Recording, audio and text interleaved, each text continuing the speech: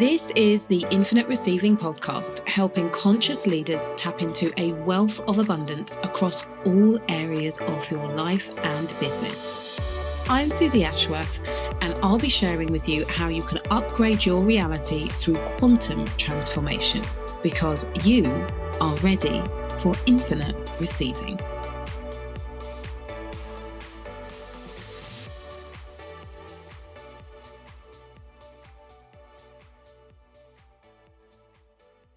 Hello, gorgeous. In this conversation with Dr. Maiysha Clairborne, we talk about the subconscious mind and what it is that is required from you when you are looking to really build your confidence, especially when you're looking to create business success. We look at what are the things that hold you back and how you get to the root of the problem or the root of the lie so that you can create new installations, programmable installations that are going to serve you rather than hold you back. So without any further ado, let's get on with the episode. Hello, you gorgeous human being. It is Susie Ashworth, and you are listening to the Infinite Receiving Podcast. And I am super excited to introduce you to Dr. Maiysha Clairborne. And Dr. Maiysha is known for helping people unlearn the harmful patterns and become the best versions of themselves. And I am really excited to speak with you today because so much of my work, I genuinely feel like 80% of the work that I do when it comes to helping people succeed in business, make transformation in their life, is not about the strategy and the blueprint and the how-to, but it is about how we think. And this for me has been 20 years of, in fact, probably about 20 years of just trying to understand my own mind and then helping other people understand theirs. So I'm curious, where did your fascination with the brain and how we get to reprogram and repattern ourselves come from? Well, so I love your voice. Thank you. So glad with the singing voice. That's the first thing I want to say. And the second thing is I want to thank you also for just having me. So I just want to lead with that. I just want to lead with I'm really happy to be here and appreciative of you, and especially that we get to it's like an unlikely meeting that you're across the pond and I'm all the way here in Atlanta and we get to have this conversation. So I just want to lead in with that. Thank you, Susie, for having me. So my fascination probably comes out of, if I would be 100% honest, it comes out of trauma.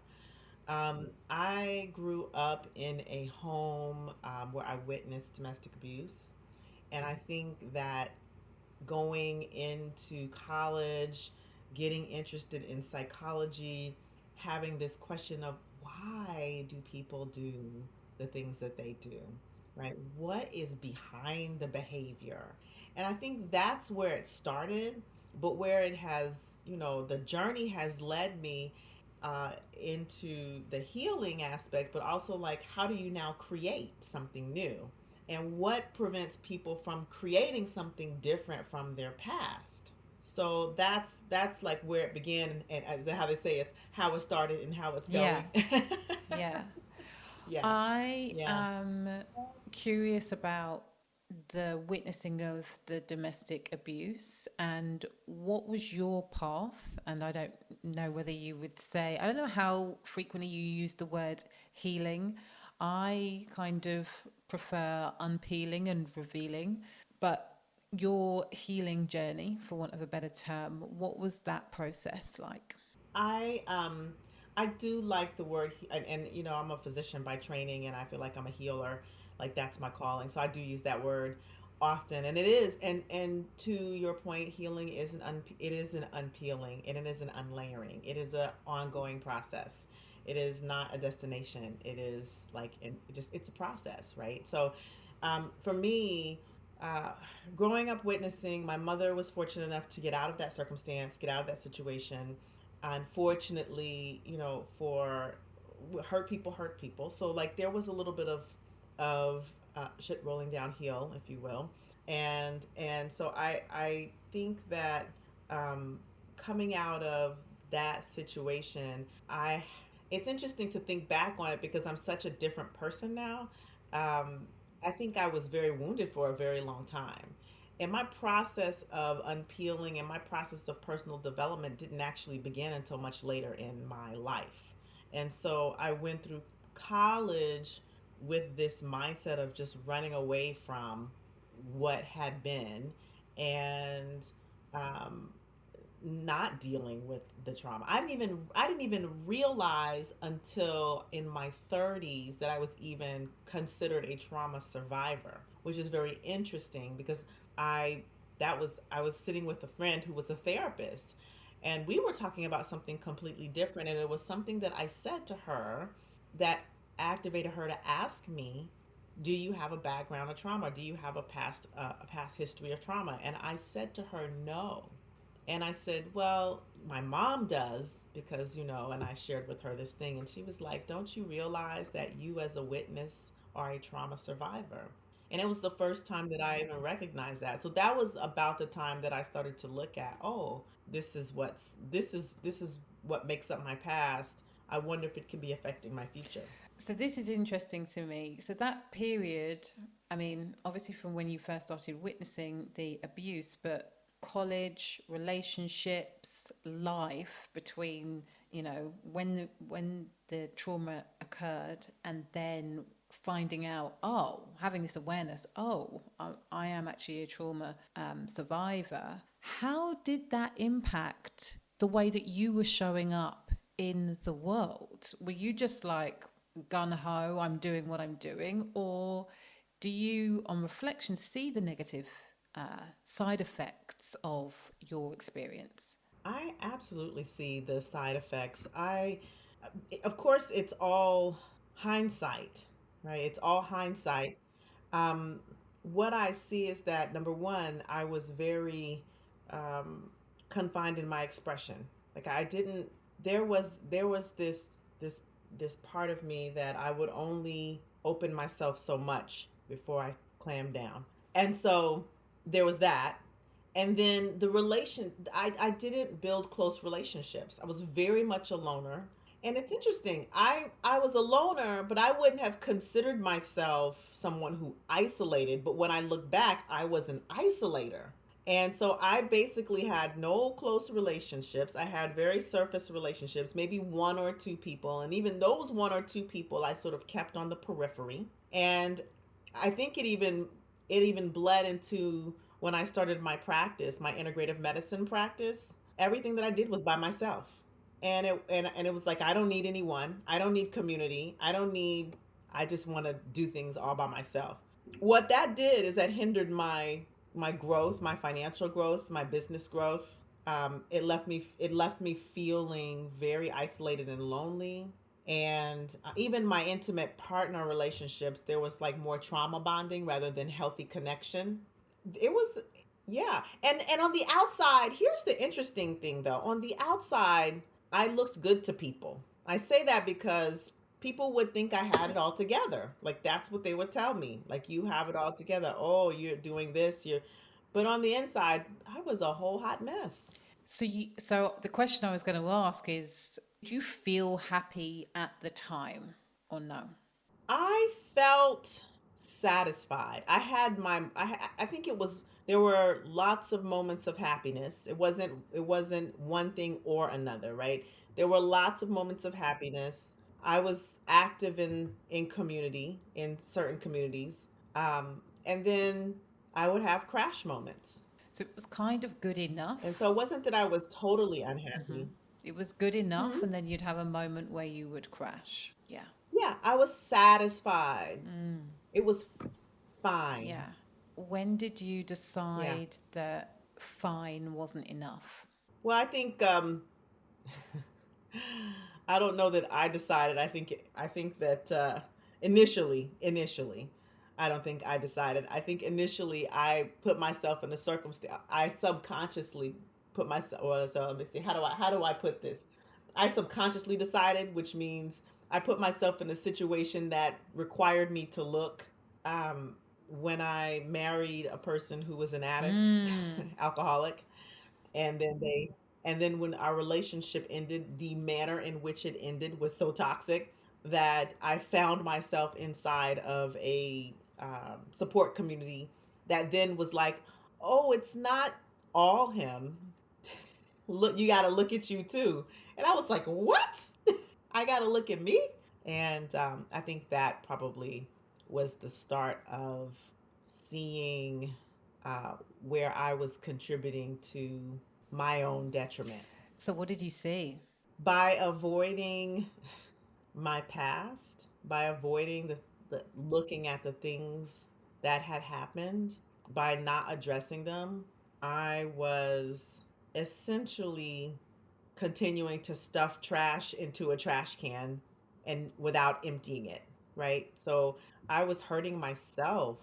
Um, and I think that was the biggest thing, that I was just continuing to harm myself by not looking at and allowing myself to deal with what I had dealt with all of my life, like the abuse um, the witnessing of trauma, the relationship, the toxic relationships that I was in with my family. I had to learn how to set boundaries. I had to learn how to live with what we call the afterburn of people's reactions to my setting boundaries. I had to figure out what it is that I actually enjoyed and wanted in my life, and I that was before I trained in neurolinguistic programming. So that was all that happened up until the point, and it was actually how I found the work of hypnosis and NLP, how I found the unconscious mind work that I do. But all of that was sort of conscious mind work, and it was the stuff that led up to me finding the deeper stuff. Do you believe that we recreate exactly the same patterns over and over again until they are healed? Or is it just it's different traumas? You know, you said hurt people. It's not necessarily the same pattern, but we just create, you know, one crisis to another crisis to another crisis until we heal the root. I think that we create similar patterns that fit that give us the familiarity of chaos that we're used to. So it may not be the exact same thing. So for example, the relationship with my mom was different from the relationship with my ex-husband, but the pattern of codependency and toxicity was similar. And then after my ex-husband, when I would date, the personality would be very different, but the pattern would be similar. And I didn't realize that until much later, right? Friendships, the friendships that I would make, each personality was completely different, but the pattern of interaction was very similar. Finances, right? The finances, I'd do these different things, but the pattern would look similar. And there would be progress. So it's not that it was just like the flat line of everything is the same. It was sort of like there were steps in progress. Sometimes it was two steps forwards, five steps back, because therein lies sort of the self sabotage mechanism that happens when you don't deal with the unconscious processes that are impacting your behavior. So there was some progress, but it was definitely two steps forward, a few steps back along the way. I heard a really resonant phrase the other day, and the guy said, "You will unconsciously choose to do exactly what you need to do in order to get the result that you have right now." So, you want to know what is going on in your unconscious mind, what your beliefs are about yourself, what it is that you actually want, not what you consciously say that you want, but what it is that you actually want. Look at your behavior and look at your results. How do you go from, or what is going on with our conscious desire? So I want to create, I want a healthy relationship, I want to make more money, I want to make a positive impact. And then the unconscious part of our brain. What is the disconnect between what we consciously want and what we unconsciously believe and ultimately choose? I think that when you have beliefs that have been installed, that you have inherited from your parents, from your teachers, from society, when you have beliefs that have been installed by your upbringing, these beliefs go so deep that you don't even recognize because it's the water that you're swimming in. And so there are the things that you want, and maybe you're doing affirmations, the fake it till you make it, but in the depths of the unconscious mind, if there's an incongruency there, the unconscious mind will win. So we say the conscious mind is the goal setter, and the unconscious mind is the goal getter. The other piece of that is, as you create goals, are you focusing on what you're moving towards or what you're running away from? And I think that's the other piece, because oftentimes when people are setting goals, but they're setting goals from the context of, I don't want to have that kind of relationship anymore. Even if their mouth says, I want a healthy relationship, if the context is, I don't want a relationship like that anymore, right?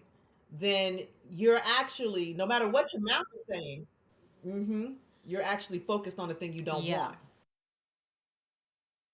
the go getter. Yeah, I really, and this is, I suppose, the science behind what they're talking about when in law of attraction. You know, it's like if you spend 10 hours a day thinking, I don't want to be poor, I don't want to be poor, I don't want to be poor, I don't want to be poor, I don't want to be poor. What you're actually a match for is being poor, even though you're saying that you don't want it. Or I want to be rich, I want to be rich, I want to be rich because I don't want to be poor again. It hears the because. And so your unconscious behavior is aligned to the direction of the energy of the intention or the of the subconscious mind, Yeah, the direction of the the focus. direction of the focus. Yeah. So, Yeah.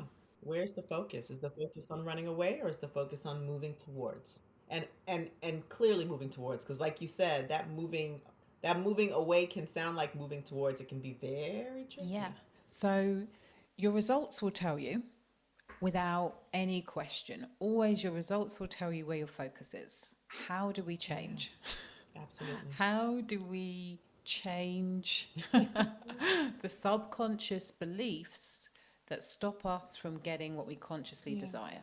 Well, I think the first is having the awareness that this is the case. When you have the awareness, when you listen to podcasts like yours, we have conversations like this, and people are listening, and they have the awareness that, oh, maybe the reason I'm getting the results that I'm getting is because there's some incongruency between what I say I want and what my unconscious mind believes I can have.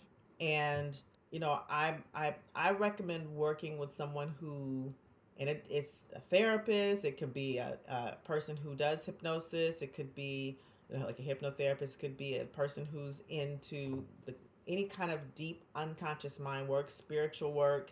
You want to probably work with someone, and the reason I say that is because guess what? We all have blind spots, and all of the thinking about, the trying, the journaling, the all of the things, that's all conscious mind phenomenon. So if you're gonna get to what's in the blind spot, sometimes it takes someone else listening and hearing what you can't see. Is it possible, and I feel like the answer to this is yes, to reprogram your subconscious mind without the conscious awareness? Or does the conscious mind and the unconscious always have to work together?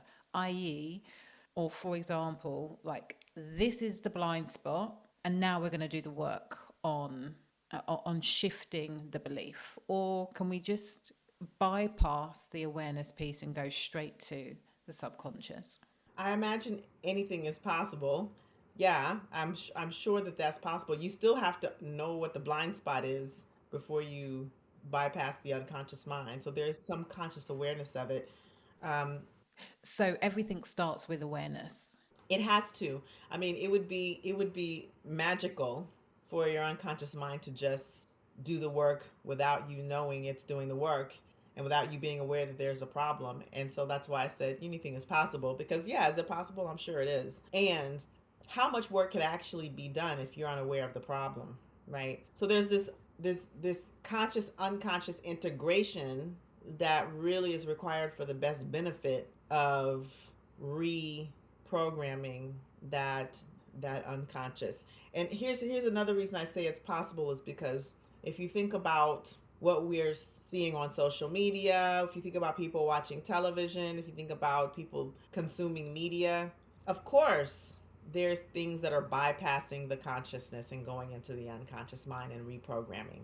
It happens all the time. So yes, it's possible, which would be why it's important to be mindful of what you consume. And still, from the standpoint of progress, it's best done when you have that conscious unconscious integration. You have some awareness, like, oh, here's a blind spot. Like, if let's say you're listening to a transformational book, audio book, or a transformational program, or maybe you're listening to some type of pre-recorded generalized hypnosis program that's supposed to help and to uncover some things. It's still going to bring to an awareness that there's something else, there's something happening. Like perhaps you're in a deep meditation and you're getting downloads. Guess what? That's awareness. And then the unconscious mind can do what the unconscious mind needs to do to heal that. Does that make Yeah, sense? 100%. I'm curious. Many of our listeners are entrepreneurs or on their business journey, and many of them will associate with having money blocks at whatever level. Like whenever there's another level, often an old or a seemingly new block will come up. How would you, with money blocks, is it always, in your experience, related to self worth, or can it be a multitude of different reasons why people find it difficult to move into the next financial level for themselves? Oh, I absolutely believe that there's different, and have seen that there's different reasons for people's money blocks and unconscious money behaviors. Um, I recommend people looking at their money story, and so there it could be it could be self worth, but it could be a money story that was passed down to you by your parents, or it could be sort of ancestral belief about money itself, not necessarily about your own worth, but about money itself or about people with money. So there's a whole lot of various beliefs around money, that around money, around capability of earning money, around entrepreneurship. Doesn't even have to be around money. It could be around business How I know that that could come you up. talk on crafting confidence of business success, and I feel that that really feeds into allowing more when it comes to the money piece.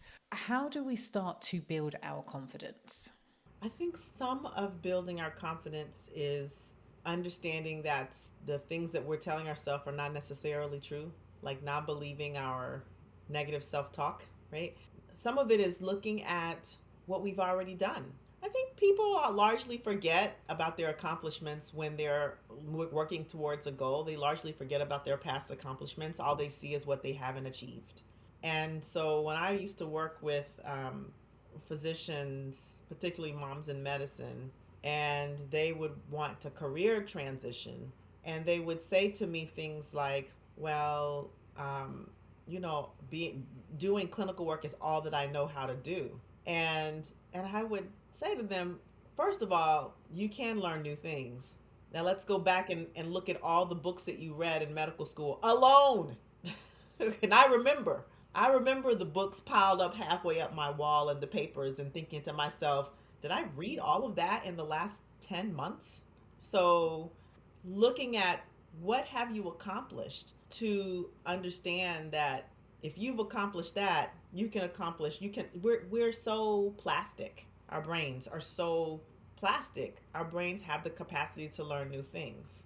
And I think understanding those things are what helped to begin to build confidence consciously. And then of course the other thing is looking at where your beliefs are untrue. What beliefs did you have to overcome to create the success that you have created? I had to overcome the one of the beliefs was people don't want to hear what I have to say. Imagine that. I'm on guesting on podcasts all the time with a prior belief. People don't want to hear what I have to say. I had to get over that and recognize that, well, of course they do. And part of it was, oh, definitely in my home, definitely in my home. I grew up X generation, and I'm a part of the elder X generation where it was speak when you're spoken to, you know, child stay in a child's place. So these are the kinds of things that get installed. Like, don't nobody want to hear what you have to say. And the other similar belief was my voice does not matter. Nuanced, different, but similar. Um, I did have to overcome some beliefs around my own value and contribution, like the value of my contribution in the world. I feel like these are really just common fears.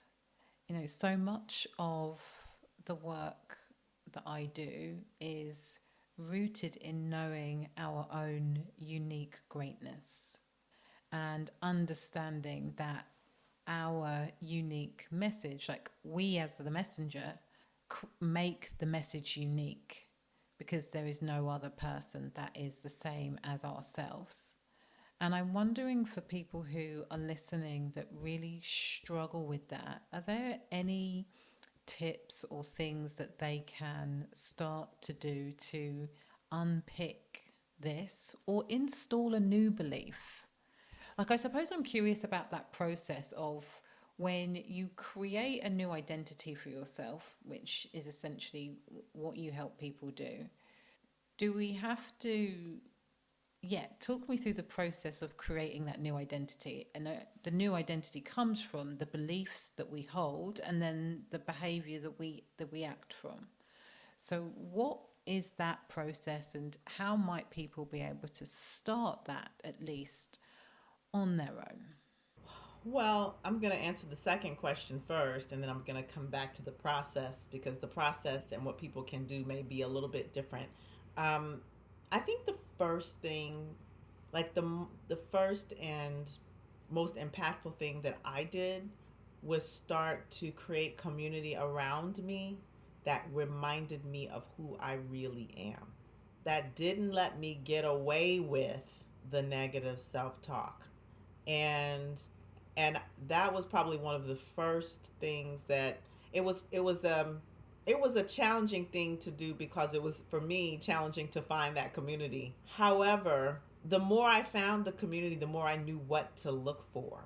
And it was simply, it really was simply people who didn't let me get away with that negative self-talk. I'll tell you a little story. I used to not, when people would ask me what I did for a living, now I'm a whole doctor with all the debt and the degrees and the experience and the expertise. And people would ask me what I did, and I would say, I'm in healthcare. And they would have to pull it out of me. Oh, you're a nurse? No, I'm not a nurse. I'm a doctor. Oh my God, you're a doctor, right? And then I would get really embarrassed about that. Now I know where that came from, and that came from seeing. Well, I grew up in Alabama, Huntsville, Alabama. It's the southeast, and where when I grew up, my mother is a retired dentist. My dad's a retired physician. He lives up north. But I grew up with my mom in a time where she was constantly having to prove herself, and at every turn, she was always telling people, "I'm Doctor So and So. I'm Doctor So and So," and I thought that was extremely pretentious. Sure. So you went the other way. And I said to myself, right. And it's not, now I understand the work that I do in social justice, the work that I do in anti racism, the work, like, I see it very differently. I understand that now, as a successful black female dentist in a very white male Yeah. dominated industry, she was being questioned at every Yeah. turn. And thus, She needed to pull that Yeah. out. Got it. Like that was her black Let me card, tell you. like her calling Yeah. card, Yeah.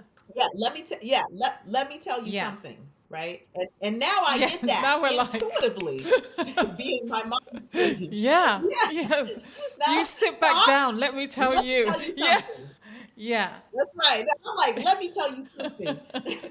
Right, with these letters behind my Yeah, name. because it's a big Right? freaking deal. And just from a subconscious programming and legacy and impact, the more black girls, especially black boys, black girls, especially that see you with the letters behind your name, and from this generation, it's like you become a model. You are a model for what is possible. And hearing that your dad was a physician as well, that subconscious, and maybe it wasn't subconscious, maybe they were like, you're going to be a doctor. But that programming, you were in an environment where you had parents that were doing what it is that you do now. And I've heard that said before, actually, that whatever, and this is obviously general, not always, but whatever the parents are, the children will aspire to be at least that and are likely to surpass it because the parents are the benchmark. Um, so that piece that you said about putting yourself in an environment where people will not accept that negative self-talk, like I really hear this is the power of the mastermind, it's the power of the retreat, it's the power of those spaces where to the outside world people may be a bit like, oh my god, they talk themselves up, they think they're all that, they think that, and it's like, yeah, we do. Yeah, because we are. Yeah, because it's important. Yeah, for sure. Yeah. And so, to that point, putting myself, like having been this person who was like shying away from my credentials and shying away from who I was, and just I was like, let me just go and do the work. Let me just go and be in the community. Let me just go and be the healer and heal people, and I don't need to all the accolades. I don't need all. And then I had someone say to me, "Stop that. You are a whole doctor, and from now on, I want you to like it was a program. It was a program. It was a leadership program I was in. And from now on, when you introduce yourself on the stage, you introduce yourself as Dr. Clairborne. And boy, the discomfort of that. Okay, and the learning the discomfort until there was no more discomfort, until I could own that aspect of me, and that it wasn't like I could be all of the credentials and more than that. Like, who I am is not just these letters, and also it is part of a huge accomplishment that I have worked very hard for, and I get to own that.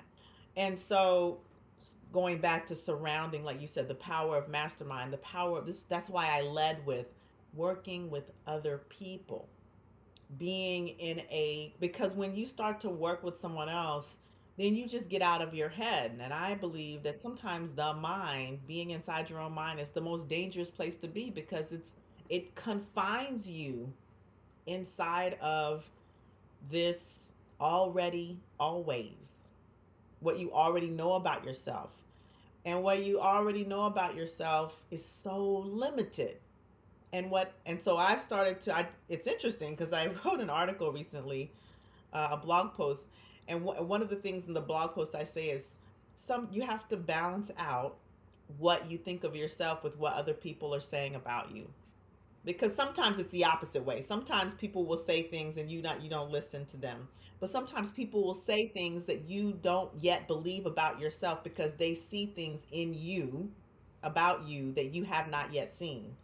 So when you put yourself in a community, in a group of people, or around people who are constantly saying you're more than what you think you are, then it actually helps eventually to it forces you to look at why you don't see yourself that way. Let's put it like that. I think the thing that I really hear as well is that it's important to be discerning about who you are listening to. So the intent of the community is very, very powerful, because if you come from a toxic home where your mother has always been jealous of you and wanted to keep you down, then the story that you will have heard about yourself is also not going to be reflective of what is, well, it's not going to be reflective of who you are. It's reflective of who she is and needs you to be in order to feel a certain way. So that discernment piece is really important. Next to environment, what would you say is the second most important thing when it comes to building confidence? I think it's introspection.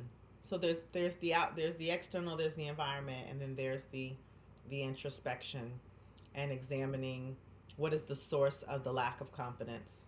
You have to get to the source so you can find the lie, and then you can recognize it as a lie, and then build a new belief from that.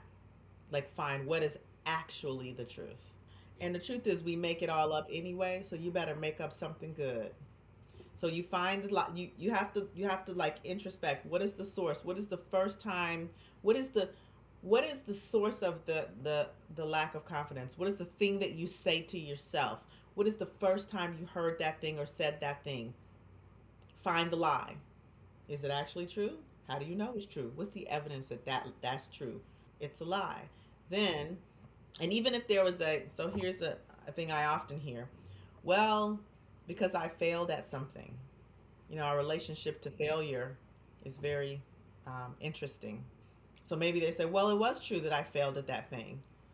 Well, now you got to examine your relationship to failure and find the lie that you told yourself about failure and what that actually means, and discover where that came from and what was the context around that then that no longer applies. Then from there, after you dismantle all of that yarn ball of mess, you can begin to knit something new and beautiful that you can take with you. I believe that clarity comes from taking action. And I think that what you said about the mind and what we already know and it being confining feeds into that. The one of the biggest sources of frustration that my clients or people that I'm observing will experience is when they get stuck in their head thinking about it. And so there's this real fine line between the need and the necessity to introspect and be able to trace back so that we are able to tune into the awareness, and then analysis paralysis that stops us from taking any action. How do we dance that line? Well, you can introspect while taking action. There's nothing that says two things can't happen at the same time. I think that people think either you introspect or you take action, but that's not true. You introspect and take action together. So moving from the either or to the and. You introspect, you take action. You introspect some more, you take more action. You let the action build the confidence. You let the action that doesn't work be feedback so that you need to take different action. You call out to your community. All this stuff is happening simultaneously. None of this stuff happens in a vacuum. So you introspect, you go into community. You share with community what you learn. You let the community give you feedback. You take new action. You let the action give you feedback. You introspect some more. All of it, this is happening at the same time. None of this is happening in a vacuum or by itself or in isolation. It's when we do that in isolation that we get stuck. But when we take it's a flexibility of thinking, it's a flexibility of behavior. So when we're doing all of these things, our discernment actually turns up, because when we're introspecting and finding the lie, if we are connecting with someone who's feeding the lie, we're like, oh, wait, but that's the lie. So maybe I need to look for another community person and just run that by them and see what they've got to say about that. And in the meantime, I'm going to take action that's consistent with intuitively what I feel I'm called and know to do.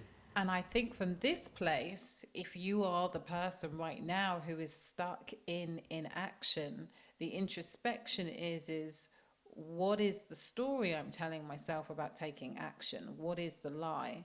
And where does the lie come from? And sometimes that lie is going to be related to the previous failure, and other times it will be related to maybe the first failure, and that is imperfection, desire not to be judged, not wanting to be seen. I mean, it can be dressed up in many, many different ways. I think the point that I really want people to take on board is don't allow yourself to sit in inaction, and don't allow yourself to buy into the lie that you're doing the work just by solely introspecting, but not actually gathering any insight or creating any new awareness that helps the shift. It's just another form of self sabotage. That's right. I love that. It's like you have to feel the discomfort of action sometimes. I think that's the other piece. People don't want to feel the discomfort of new action. And I think we need to normalize discomfort. Like, oh, yeah, this is part of it. It's okay to feel a little discomfort. And then when you start to distinguish discomfort from, like, sort of what we call, I would say, intuition, because I think that there's intuition, there's the thing that we intuitively know to do. And when we're violating that value or we're not following our intuition, there's that kind of discomfort, like icky. Or there's the discomfort of I'm gonna take some action with an unknown outcome maybe I've never had before. And there's the feeling in our body that happens that's distinct from not following our intuition. I think it's important, and we haven't gotten to this part yet, but I think it's important for people to get connected with what's happening in their body, because that'll help their discernment. It'll help them to tease out what when someone says something to them and they're discerning whether that's feeding into the lie or not. Knowing what's happening in your body helps that. When you're taking new action and oh, this is the discomfort of taking new action, of being in the unknown. You know what that feels like. And then you know what it feels like when your intuitive says act, but you're doing something different, and you feel the discomfort from that. So I think also becoming aware of what our body is doing, it also helps give feedback to the mind as well. I think that this is a really important one. And what I am aware of is that people are frequently so disconnected from their bodies that actually discerning the difference between intuition, saying, no, this is really out of alignment, and the fear that can come up when somebody is actually wanting to battle with the subconscious. So the subconscious says, stop, this is not safe because we have not done this before and you might fall flat on your face. So you, by hook or by crook, we're not doing this. And the conscious mind says, no, but I want to do this. And like that feeling and genuine, this is out of alignment, I think is tricky if you're disconnected from your body. And I think that many people are. What do you say to that? I say that you're absolutely right, and there are practices that you can do to reconnect to your body, and there are people you can work with that can help you reconnect to your body. Somatic practitioners are very good at doing that. Breath work is extremely powerful in connecting you into the bodily sensations.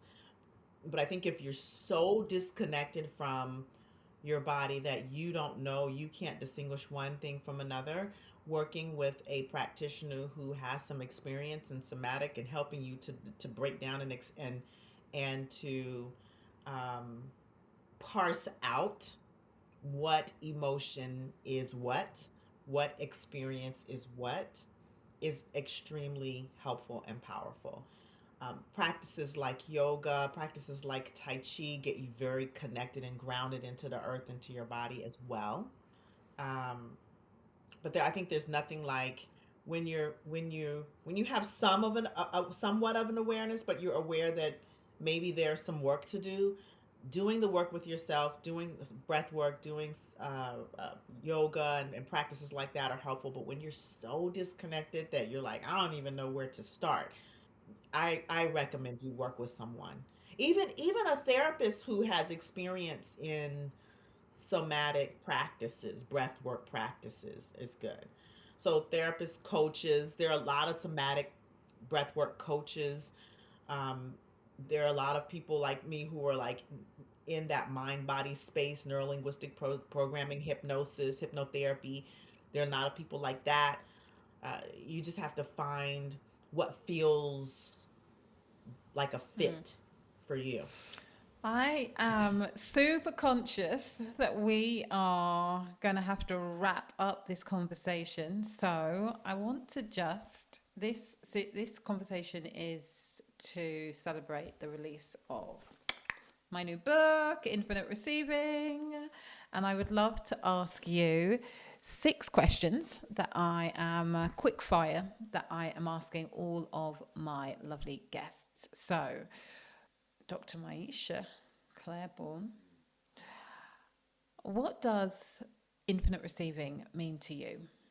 I think that for me, it is there's a like a higher power allowing, um, being connected to the source and allowing the source to co-create and to bring you all of the things that you never thought you could have. Beautiful.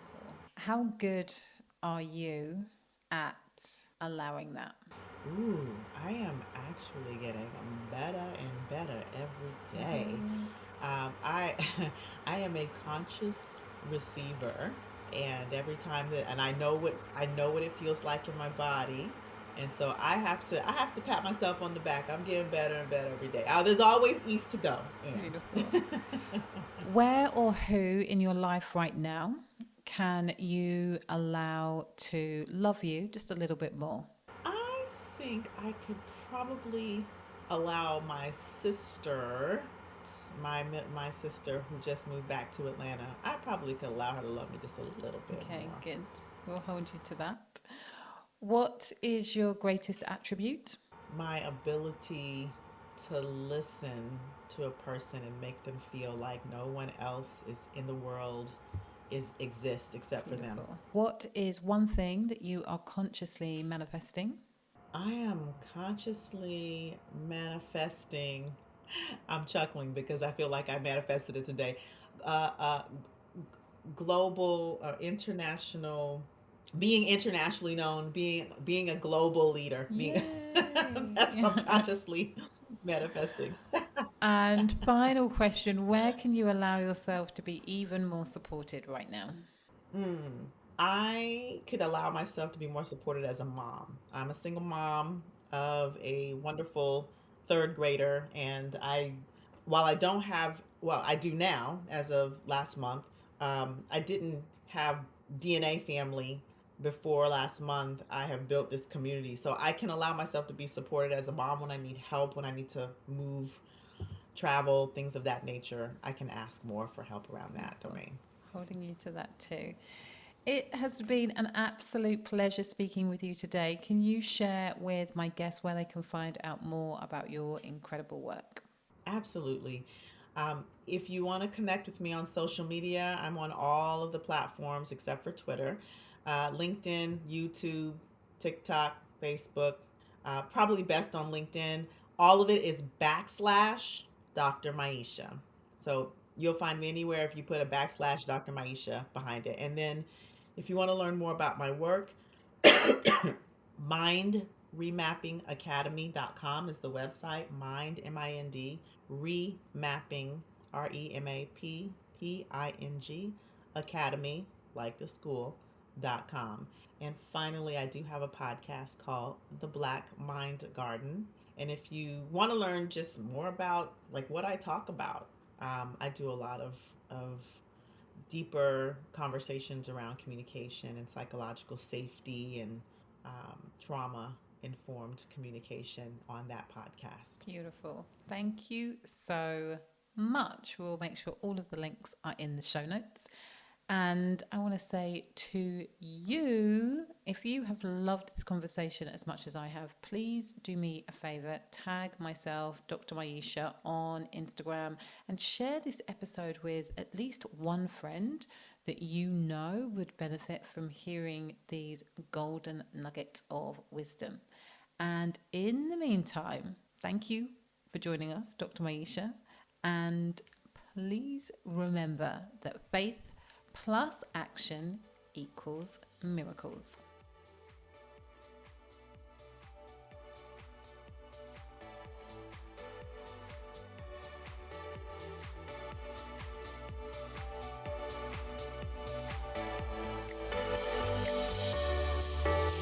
Thank you for listening to Infinite Receiving with me, Susie Ashworth. I'd love to share with you my Infinite Receiving activation audio. Go to susieashworth.com/activate infinite receiving.